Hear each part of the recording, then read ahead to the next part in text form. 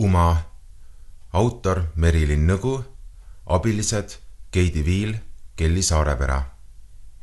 Heegeldused ja kollektsioon, mis meenutavad mälestusi vanavanemast, peegeldab just seda, millise armastusega ta neid kord tegi. Samuti vanadel mustvalgetel piltidel neid kandes tekib nostalgiatunne, kui ta oma tarkusteri minuga jagas. Mälestused ja tänapäev kokku köites, tulemus on nüüd teie ees.